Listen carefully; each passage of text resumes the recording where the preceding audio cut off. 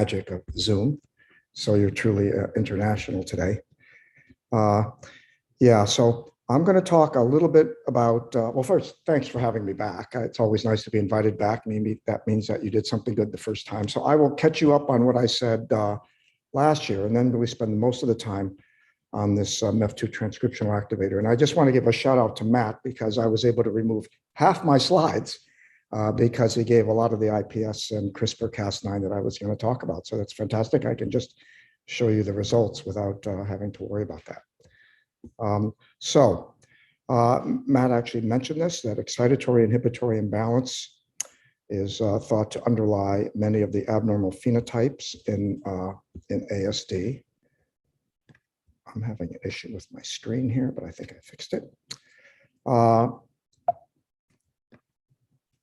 The transcription factor Meph2C is involved in multiple forms of autism and intellectual disability. And so we hypothesized that boosting its activity might normalize EI imbalance and neural behavioral abnormalities.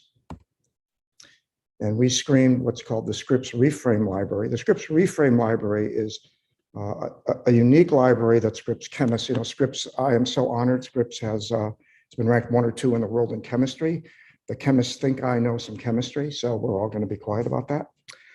And they put together a library of not only all the FDA approved drugs, as Matt had mentioned, but all the EMA approved drugs in Europe and other compounds all over the world that have made it through phase 1 safety trials, even if they're not yet on the market.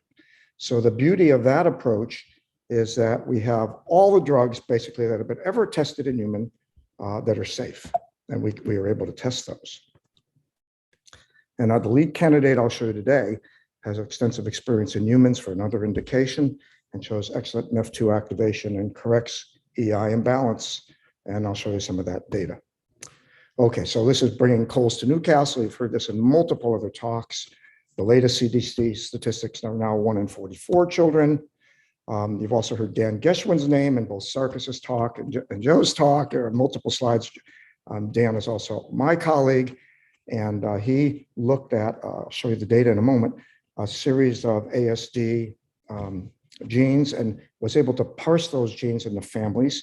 And interestingly, the transcription factor Meph2C and Meph2A, a related transcription factor, control many of those genes.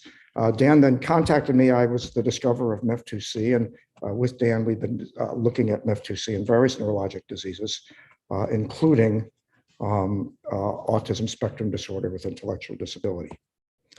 So our reasoning is that therapies aimed at improving Meph2C associated ASD phenotypes might potentially affect many other forms of ASD, because we know, not from iPSC data, although we do know, from real human data, that Meph2 controls many of the genes involved in ASD and intellectual disability. So here's some of Dan's data from a paper in Cell, and you can see these 5 hubs of genes that are many of the genes that Joseph showed you in the prior talk. And Meph2C and Meph2A are 2 of a few transcription factors. Transcription factors are proteins that go in and turn on genes. So they control many of the other known autism genes. Now, interestingly, Meph2C itself can be mutated and form a very severe form of autism and intellectual disability. We first discovered this actually in a mouse, and then colleagues subsequently discovered it in humans. And so this is a gene that encompasses the Meph2C region, and now we know specifically of many mutations in Meph2C that cause this. If you look at the UK database and some other databases, it has the possibility of being extremely frequent, in that, more frequent than, say, Rett syndrome. Oops. And these children generally have severe autistic behavior. Only a few of them talk, accompanied by epilepsy, periodic tremor, and abnormal EEG. We'll get back to the electrical activity in a minute, and often severe intellectual disability. Although there are a few that are less severely affected that I've seen. I'm also a physician and have seen, it must be nearly 100 of these cases now, and I'm in contact with many of the families. So we have 2 disease models. One you just heard about. We also use human patient skin biopsies. both from patients that we then use CRISPR-Cas9. We take tractable mutations. These are mutations that are not too large that we then can correct. We've also introduced mutations into the normal genome to mimic Meph2C. So we have a whole family of these Meph2C mutants.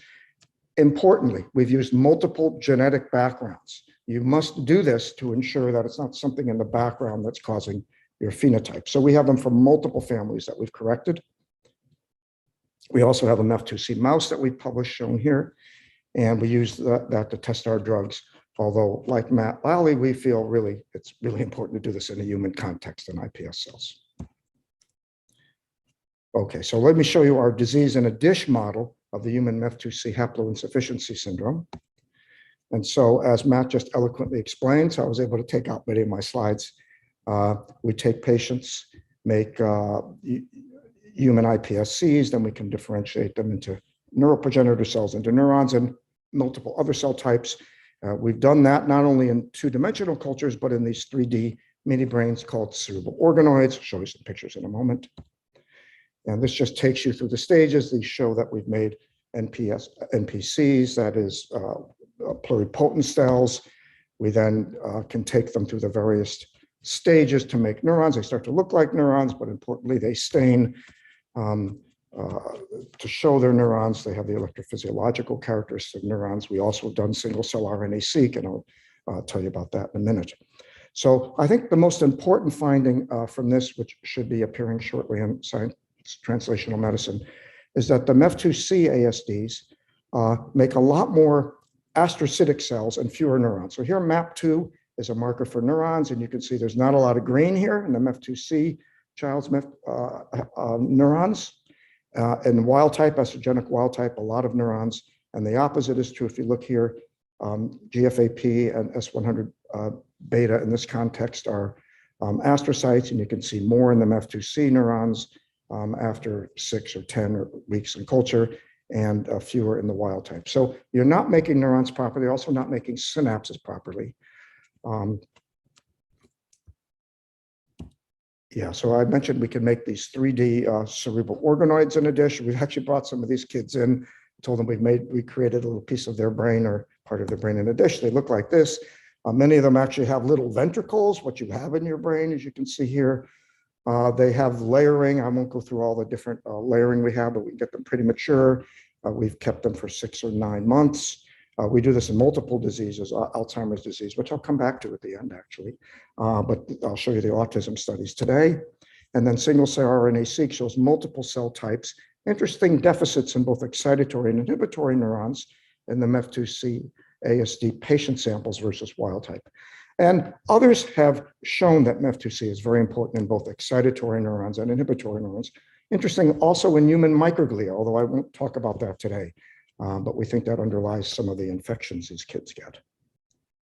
Okay, so let's cut to the quick. What do these cerebral organoids do? Well, they manifest EI imbalance, excitatory inhibitory imbalance. They actually have too much excitation, and this is one indication. We have patch clamp recordings. This is calcium imaging. We have multi-electrode arrays where we can record the whole brain like an EEG. I just want to show you calcium imaging. I showed some of this last year, but we have a lot more to show you now. And so you can see this is the normal wild type, and the neurons are signaling to one another. And we can quantify this. I'll show you the quantification in a minute. If you look at a kid, a child, iPS cells, this child happens to have seizures, and whoops, we've actually recreated the seizure in a dish. You can see it pulsating like that. We can quantify that. Not all of them have seizures. Sometimes they just have too much electrical activity. So the EI is balanced in this case toward E. Too much excitation, you can see it here. Last year, I talked about a drug that we're developing called nitrosynapsin, and you can see when we put it on, it calmed things down dramatically. Here it is again, when we calm it down, see everything gets much more toward normal. So as I mentioned last year, this is an interesting type of glutamate receptor antagonist called the NMDA receptor. It's based on a drug that I patented actually for Alzheimer's disease. It's now one of the FDA-approved drugs for Alzheimer's disease called memantine. We modified the structure of memantine, and it has a second site of action at a site we call the S-nitrosylation site, more chemistry that had been discovered in my lab some years ago. So this is a dual-acting Very, very potent drug, but very, very safe. Little company in Boston is developing it. Here's an update on that, and then I'll get to the Meph2 activators. So I won't show you again, but I showed you last year, and we published it, that this drug, nitrosynapsin, damps down only the excessive excitation, doesn't affect normal excitation in the brain. It also corrects multiple neurobehavior abnormalities in our Meph2C mice. We've now nearly completed pre-IND studies in preparation for a human clinical trial. We're actively seeking financial support. There's a major philanthropist who's involved in autism who's considering funding the trial, but we'd love to include any of you if you're interested. We are actively raising funds for the trial. We're going to do a phase 1/2 trial at the same time. And we've identified the first site, which will be at Mass General. They've developed a clinical biomarker that reflects this excessive NMDA receptor activity, so we can get an early readout with our biomarker in addition to doing neurobehavior tests. So that's the plan for nitrosynapsin. Let me now turn to this Meth2C approach, which we're very excited about, and which the Brain Foundation and the Meth2C Association have been funding recently in the lab.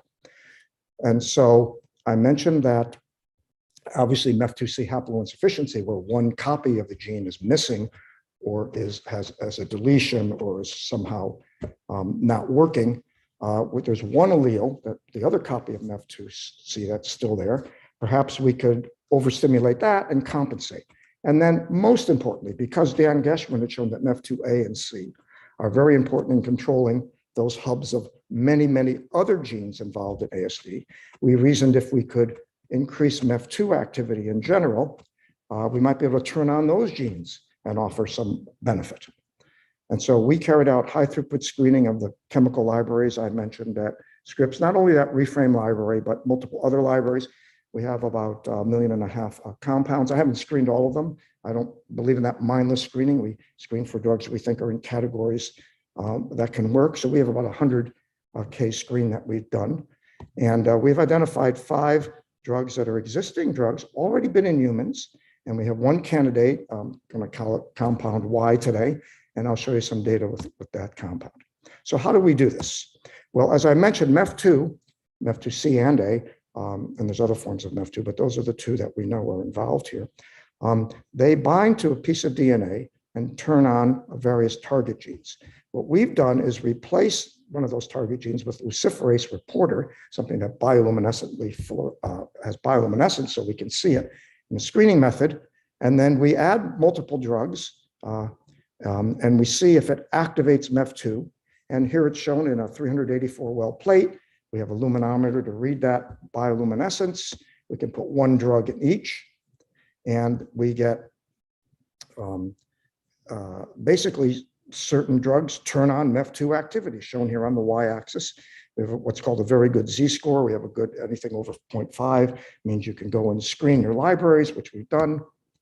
So here's one typical screen of many that we've performed. And this is Meph2 activity. Remember, turning on that luciferase. So we're going to turn on all those genes that are turned off, not only in Meth2C haploinsufficiency, but in many other forms of autism. And you can see the top hit here is this compound Y. We do have other hits, but we're particularly interested in this one because it has very extensive use in people for another indication. And so now we more precisely look at Meph2C activity for the aficionados out there. We compare it to Ranilla. So we just want to make sure it's not turning all transcription on, but just Meph2C. Ranilla is to monitor background activity, if you will. And we have very good activity at Meph2 sites. So we would turn on Meph2A and C in point of fact. Now we wanted an indication. Remember I said the neurons weren't growing properly and they weren't growing out their neurites and their synapses. So we have multiple ways. I'm just going to show you one of them. We can actually look at that neuronal marker MAP2, which is all over the neurites, and we can quantify that as shown on this plot here. And what you see is there's more MAP2 when we treat the haploinsufficient neuroprogenitor cells that have less Meph2C. And you can see much more MAP2 protein. I won't show you pictures, but also we get many more neurites and synapses when we put the Meph2 activator back into the dish or into a cerebral organoid. Okay, so remember I showed you this picture of a child with seizures, boom, boom, boom. We can actually quantify that aberrant electrical activity, giving you EI imbalance. And that's kind of shown here. So wild type, you do have normal electrical activity. Here we're just looking at those calcium bursts. And you can see in the Meph2 patients, this is patient one, but as I said, we have half a dozen patients, you get these bursts of calcium activity. Whoops. And when we put on compound Y, we still get the normal activity, no more bursts, and it's quantified here. So we are able to rectify EI imbalance. We're now testing this compound to look at various behavioral phenotypes. So we're really excited about it because it's been in patients. It's interesting, it's not FDA approved. So that also gives us an intellectual property approach to it, so we can get some company interested in bringing it forward. So in summary, what I told you about today, and I was able to go quickly because Matt, fantastic job, Matt, in kind of giving a lot of the background. I could skip those slides. So we were looking at Meph2 haploinsufficiency syndrome, and particularly we're interested in this excitatory and inhibitory imbalance as a biomarker, if you will, of drugs that might improve not only Meph2C haploinsufficiency syndrome, but other forms of autism that have EI imbalance. Now, just amazingly, my close colleague at MIT, Liwei Tsai, published in Science Translational Medicine last month that Meph2C is also important in various forms of dementia. We had been worried if we played with Meph2C later on after initial development, we actually might do damage rather than help. And I think that's a real worry about genetically interacting with any of these genes that Joe or Matt or I have been talking about. But here we have Liwei, who's vetted this for us, and she's actually found in the oldest old people who have a resilient Alzheimer's or other forms of dementia, they have more Meph2 activity. And in a mouse model, if you decrease Meph2 activity, you get a form of dementia. Multiple mouse models of dementia have left Meph2C activity. And if you genetically increase Meph2C activity, you can abate the dementia phenotypes, memory, cognition, and multiple neurobehavioral tests that Liwei and her group did. So we're now testing our drug in Liwei's dementia models as well. And so what does this mean? Well, we think this EI imbalance, and we recently published a review on this in Annals of Annual Review of Pharmacology, is that at the extremes of life, life is a bell curve. We're all somewhere on that bell curve. At the extremes of life, your nervous system is very, very susceptible to EI imbalance. And it's not just the neurons. As other speakers have mentioned, other cell types, both the myelin-forming cells, the astrocytes, microglia, they're all involved in this EI imbalance in an intricate network. We know that, so is the extracellular matrix. And we think you're vulnerable, and you paradoxically at the extremes of life can develop this EI imbalance. And some of the drugs we use in one disease, say in Alzheimer's, might be amenable to being used in autism to correct the biological pathway that's being disrupted. And I showed you that the Meph2 activator compound Y increases not only Meph2C transcriptional activity, but this biomarker phenotype of EI imbalance. This is a drug that's been in people, has no significant toxicity, and so we're really excited about bringing it forward. So I've had tremendous help. Here are the people that have helped me, other labs as well. Here's Dan Geschwin, Jeff Rosenfeld here at UCSD, Nick Short, my bioinformaticist. I particularly want to acknowledge and thank Pramila at the Brain Foundation, who had the faith in us doing this at a very early stage of the work. Thank you. And Sarkis and Joe, whoever votes for this, thank you all very, very much.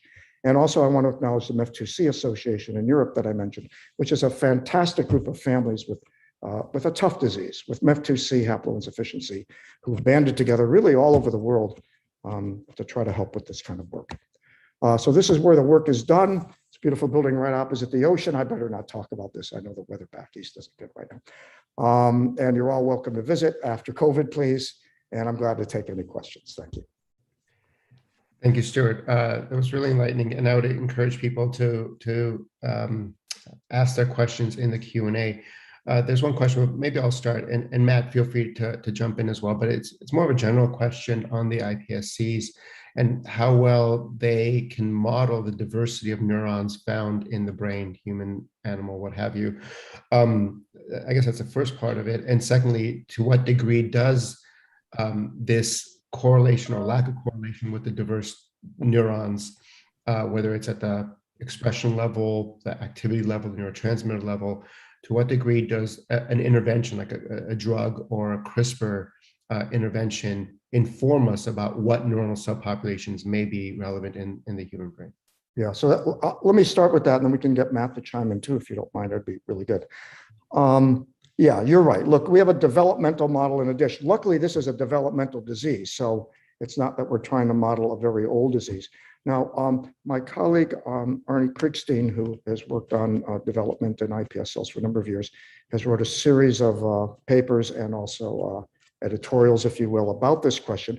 Can you model in a dish a human disease? I mean, you're in a dish.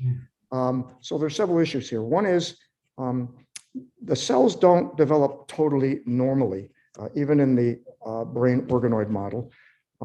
They develop more slowly. And, I think particularly this is important for neurodegenerative diseases. You're 65 or 70 years old, not like autism when you get a disease. But interestingly, in the dish, they're under a certain amount of stress. And that seems to speed up the development. So even Arnold has agreed with us that we can mimic many of the features of a disease.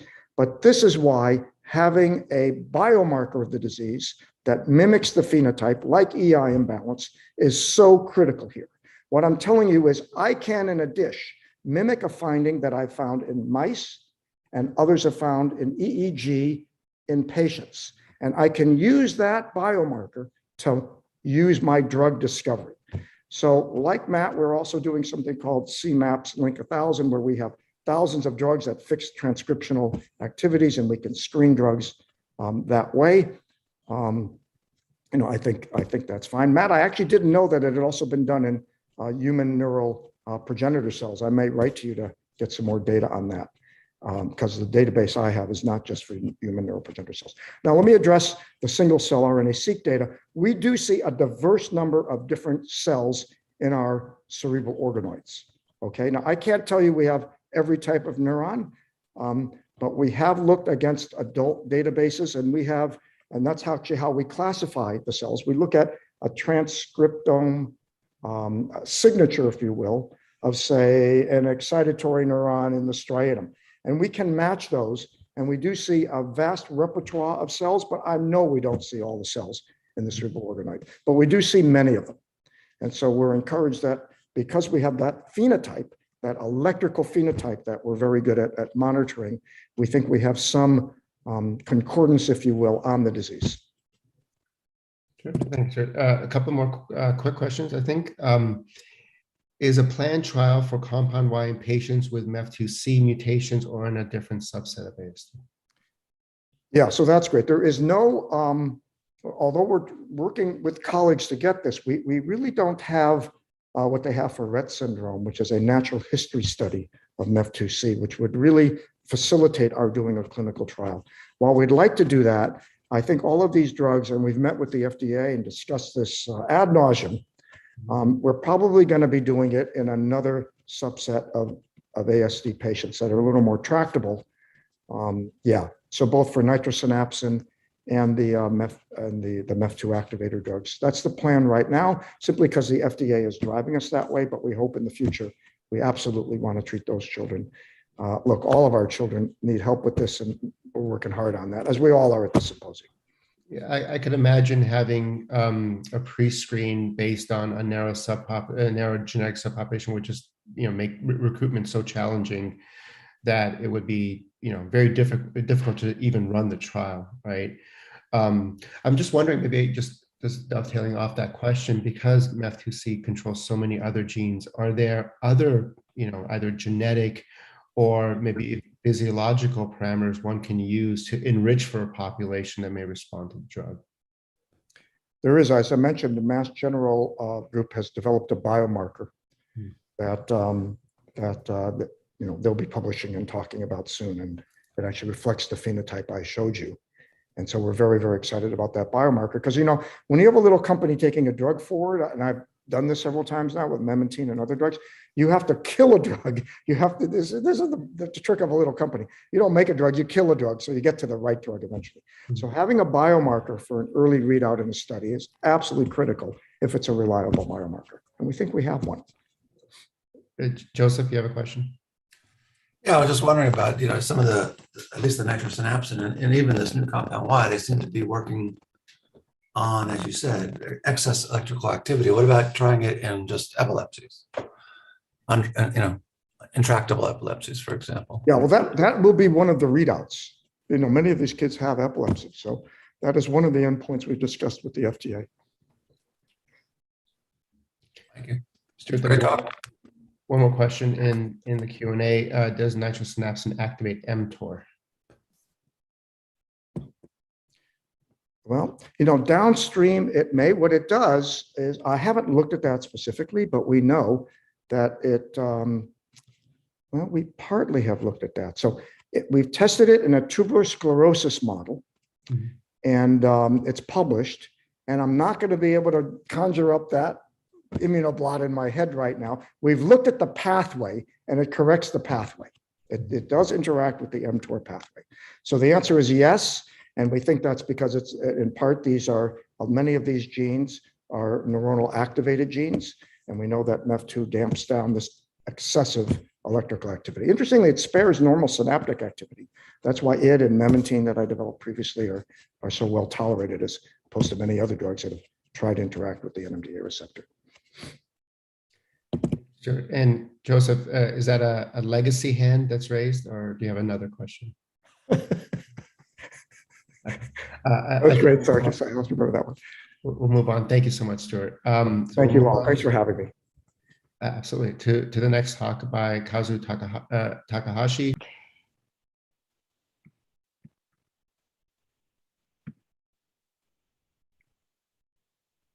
Okay. Can you hear me? Hello? Yes, we can. Oh, Yes. okay. Okay. So, first of all, thank you so much for having me and bring me here to give to share my story about Manos binding lectin MBL. So I wasn't sure what to do, but so I decided to give kind of broad sort of background what's MBL and my thinking about MBL at this stage. So at this point, MBL to me, it's multifunctional. I hope I can convince you what I'm telling you is true. And MBL is like sentinel, so providing constant surveillance through, and also kind of house cleaning, and also through coagulation. I would like to call it bionic glue. And lastly, it is a disease modifier. So as long as you don't have anything, you may not feel it, or you wouldn't know till you look for it. But if you have underlying problem or some infection, then MBL deficiency in particular would make you feel something wrong. Now, I'd like to start with a big picture, at least to me. So thanks to host defense system, we have innate immunity, which kicks in second or minutes, really, after our body is exposed to danger, could be just injury or invading pathogen, and provide local containment. And one of this system is called the pattern recognition molecule, which MBL belongs to. And if we now this sorry, oops, sorry, so oops, so I'm messing about. Okay. Now, innate immunity has linked to acquired immunity, now which takes at least a week, a long time, but provide systemic and target-specific protection, often quite for lifetime, since it has memory component in it. Now, what is MBL? It belongs to the collectin family, and as I mentioned, pattern recognition molecule of innate immunity. By itself, functions as opsonin, which facilitates phagocytosis by so-called professional phagocytes like a neutrophil and macrophages. And also in cells, had served as a post-translational glycosylation, so located at border of ER and Golgi, which was actually done by the other research group. And also MBL in complexes with a mass, MBL associated stem proteases activate the lectin complement pathway and also function like thrombin.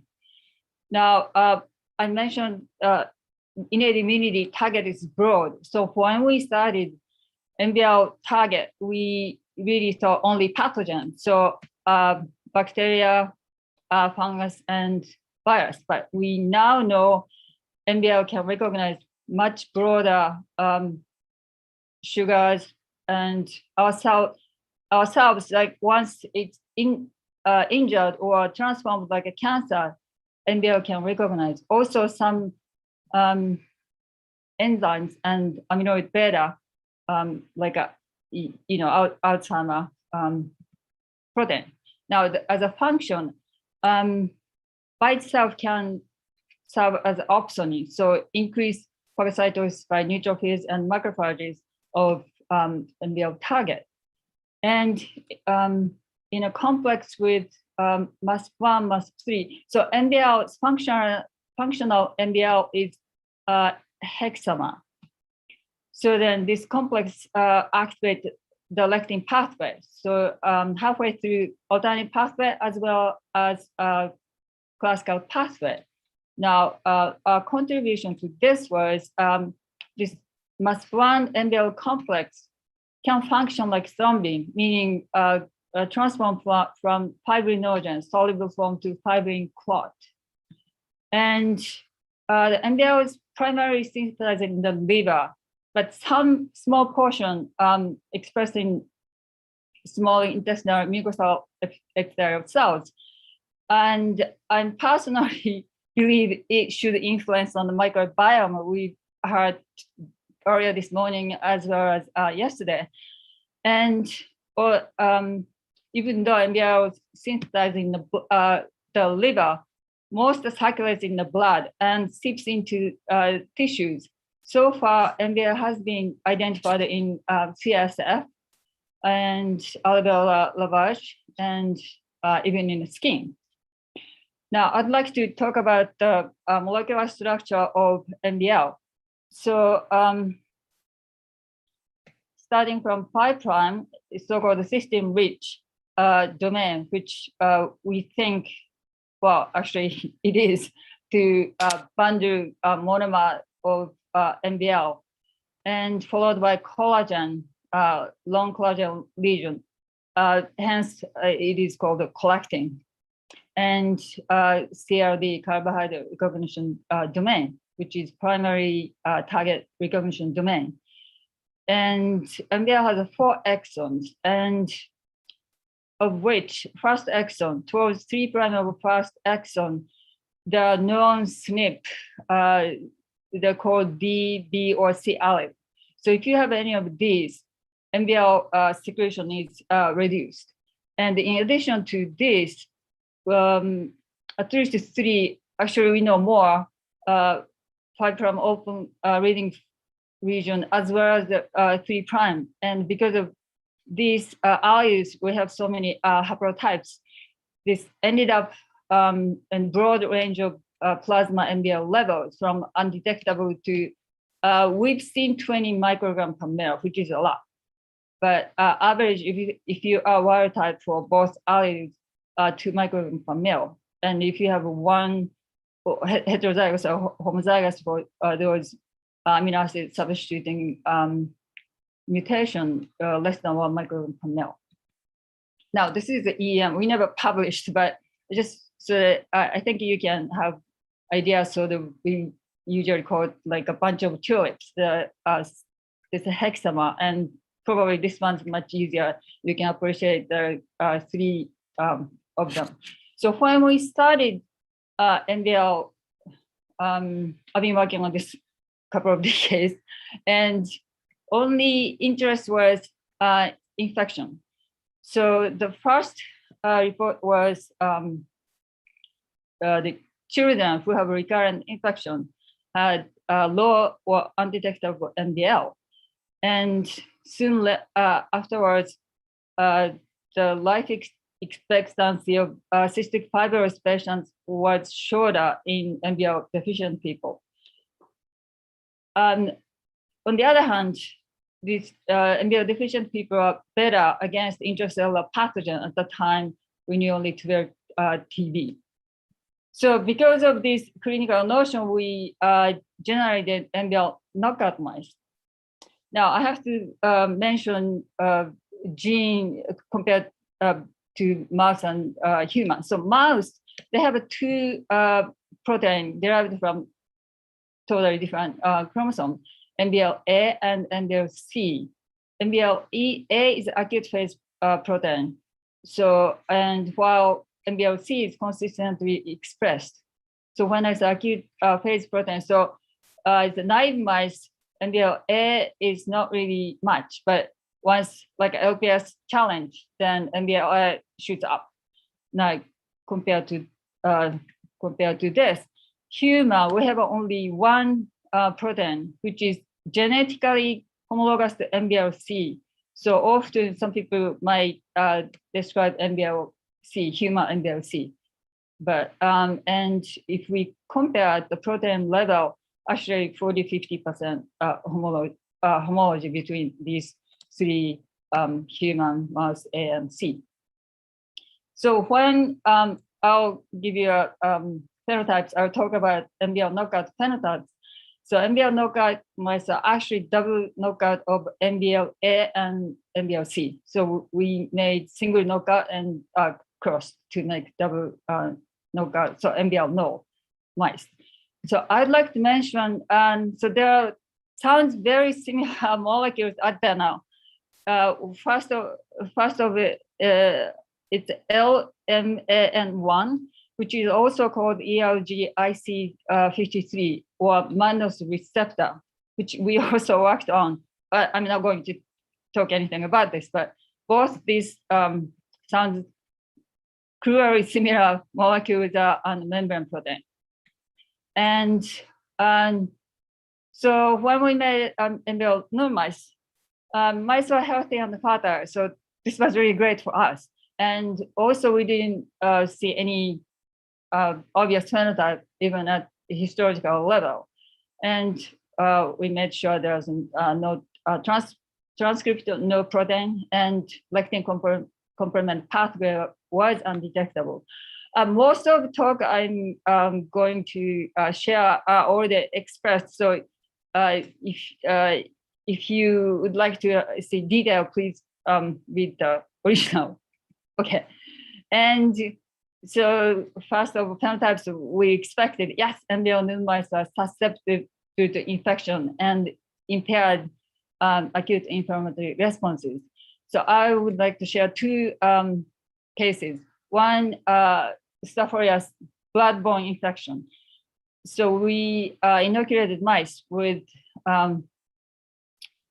Staph intravenously, and red column for MBL null and gray for wild type. So this data is bacterial titer 2 hours post inoculation.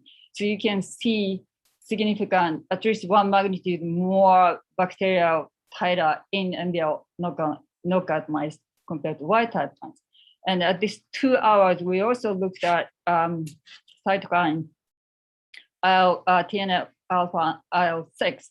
Both were diminished in MBL null mice.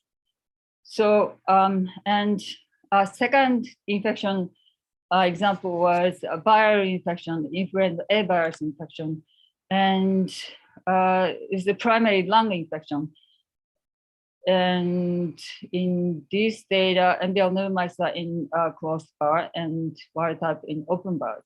So day 1 post infection, still MBL knockout mice lungs could not clear a virus, while wild type almost kind of undetectable.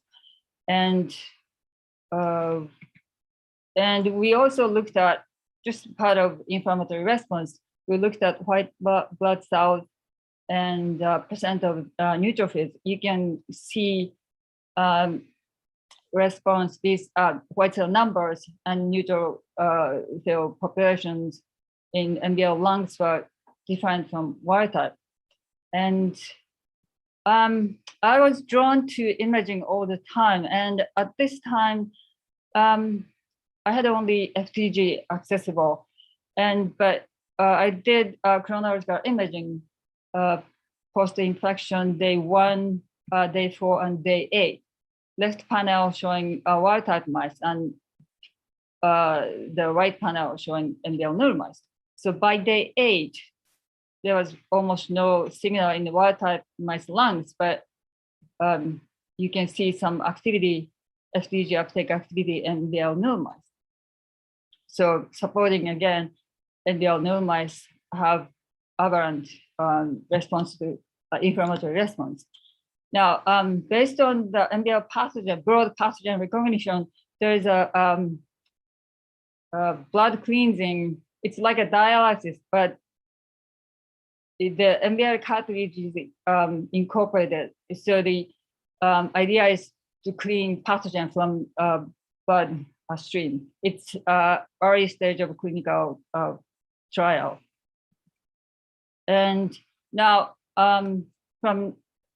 from here, I'd like to share with you the phenotype we didn't expect, because we didn't really expect much actually. But surprisingly, first of all, MBL null mice responded greatly to polysaccharide vaccine. And so we had a collaborator at the time working on group-B strep type 3 polysaccharide, which was conjugated tetanus toxoid. And altogether, we immunized 3 times, 20 days apart. And this IgG titers are measured at day 60. And this data shows you group-B strep polysaccharide 3 specific IgG. We also measured just the whole total IgG, IgM. We didn't see a difference between wild type and MBL. So I'd like you to focus on between wild type and MBL, and increased IgG isotype was IgG1. And then this increase was in part increased total peritoneal cell number. So peritoneum, that's where we immunized. We used to immunize. And B1 cell was significantly increased in MBL null mice. And so the next phenotype was coagulopathy. So MBL null mice had a prolonged bleeding time. And now in mice, you can do kind of simple experiments. So you cut 2 millimeter tip of a tail and put in 37 warm PBS and time till you stop seeing the blood is coming into PBS. So most wild type stops less than 1 minute. While MBL null mice, many of them didn't stop even 15 minutes.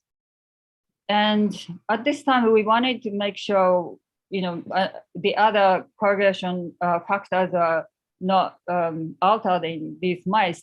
And as far as we looked at, like platelets numbers and platelet functions were comparable to wild type. And more so when we pretreated these MBL null mice with recombinant human MBL, the phenotype went back. So we could say this prolonged bleeding time was due to lack of MBL.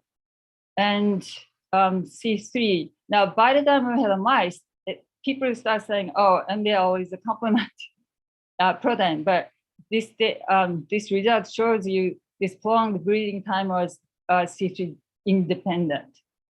Now, as I mentioned earlier, MBL forms a complex with MASP1.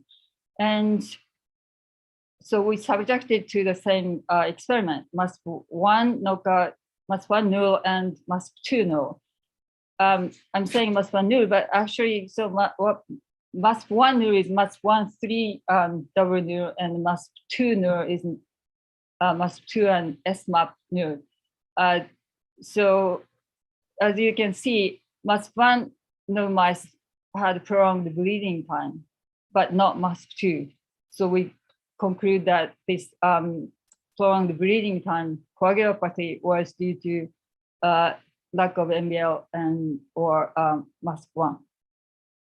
And this work was done by Peter Gall's group. So MASP is directly linked to pro-inflammatory pathway. So here is the MBL's target and MBL MASP complex and PAR, protease activated receptor. There are 4 of them nowadays. And so what happened is when this complex binds to the target, MBL target, MASP can activate PAR and seems to like PAR2. By the way, PAR1 was also known as thrombin receptor. And this PAR activation actually directly linked to pro-inflammatory cytokine signaling pathway. So this is a link between MBL being acute phase and at the molecular level. And the next was bound phenotype. So we used dry bound, so we burned the back of mice. And in the wild type, what happened is ESCA or the burnt skin slough off overnight. But it was not, oh, this is a picture. So it's kind of expensive, but I was told that mice don't really feel pain. Well, any case, so the wild type ESCA shed off, so you can see muscle, back muscle, while MBL no mice didn't. And so most 21 out of 23 wild type lost ESCA like this, but only 3 out of 18.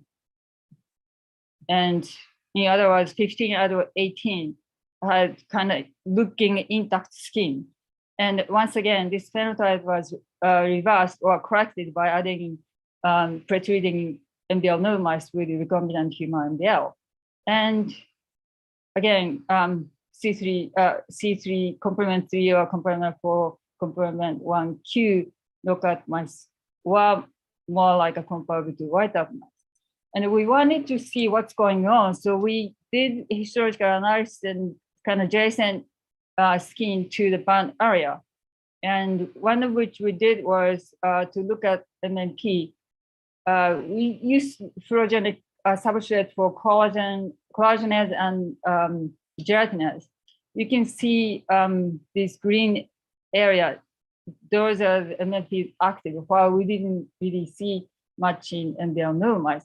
And more surprising was MBL null mice, the skin got almost like a 2 or 3 times thicker overnight.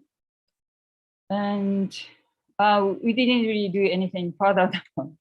Now, many of these experiments were done using anywhere between 8 and 12 weeks mice.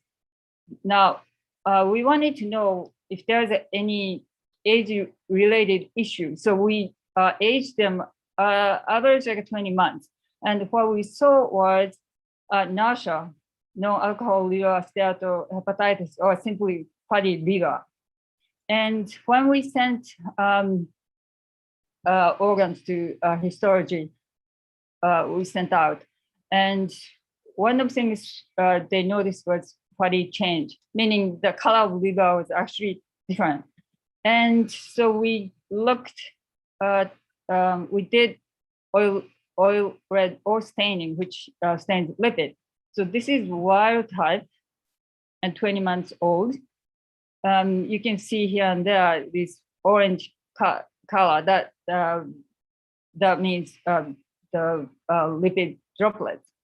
In contrast, we saw 2 types of lipid deposit, in small deposits all over, or a huge lipid oil red or staining. and we consulted pathology, and they said they see similar pattern in human as well. And we also looked at fatty acid analysis, and 20 out of 23, I think 16 and 18, we had only 3 each, white out and MBL knockout mice, but 16 and 18 change seems to be higher in MBL knockout. Now, we never published it. We couldn't find any collaborator nearby. So, but we noticed the MBL new mice are tame and very sensitive to any stress. I know this characteristic is the most relevant to this meeting, but we haven't really done anything. The one thing maybe close, or at least something happened in the brain is one collaborator at the time was doing traumatic brain injury in mice.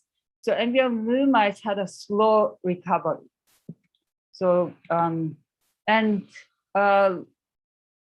this was just only in vitro. Lastly, this probably relate to brain house cleaning. So this was just like an ELISA type simple binding assay, but amyloid beta 40, 42, and this is just as a kind of control for the experiment. And red cross bars shows you their binding as 100%. And interestingly, the sulfate sugars inhibited the binding to A beta. And based on this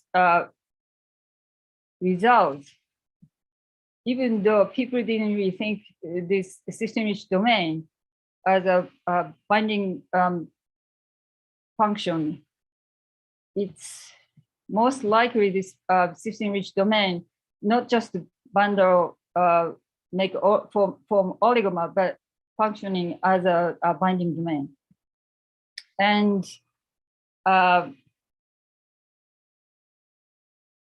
so I'd like to believe that NDL probably working to maintain balance of amyloid beta. Now we know our brain seems to need amyloid beta to brain health, I believe. So I think somehow NDL participate sort of orchestrating whole innate immune or homeostasis somehow. And so the summary of NDL effects, so the NDL status is unnoticeable in general. You wouldn't know, you don't feel it, but it might become an issue if you have underlying conditions and some infections. And it can be 3 ways. Of course, you know, just healthy, nothing, but too little or even too much seems to be not really good. And when I started, I showed you earlier, we had only a few clinical observations, but now the list has been expanding, and autoimmune diseases and also Crohn's disease and some neuronal programs. And also when we started, only deficiency was kind of big deal, but now we know too much is not really good either. Now, I'd like to touch a bit what I'm primarily involved with is the development of PET tracer. To me, seeing is believing, and but pain-free kind of slow development for PET tracer actually. Now, one of which successful is tracer is developed by Dr. Blue Alluras, and it's on a phase 1 clinical trial, which is 3F4AP. It's a derivative of MS drug for amylopyridine. So this is a cation of a neuron. Neuron is covered or protected by myelin sheath. But if there is any damage, including MS, could be stroke or even Alzheimer, this myelin sheath is damaged and exposed potassium channel, voltage gated potassium channel became exposed, and this tracer can bind. And so this is one. This is published. So sorry. So we were lucky. I'm sorry, but monkey had an accidental brain trauma injury at this area, and compared to other sort of commonly used tracer, PBR28 or PIB or FTG, CF4AP picked really more strongly. And so the currently under production studies, these tracers are made by radiochemists and metabolic related receptors and some inflammatory related molecules and also pain.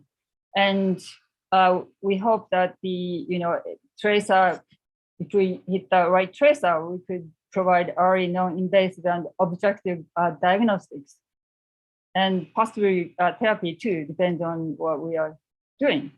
And lastly, the acknowledgement, I'm member of a Golden Center for Medical Imaging, and particularly thank you to George El-Fakri, he's the director, and my collaborators, Pedro Blue Alluras and Norman Dean, and many people are sort of helped me to study NBL project, and Alan Zuckerts, who cloned NBL both human and mouse.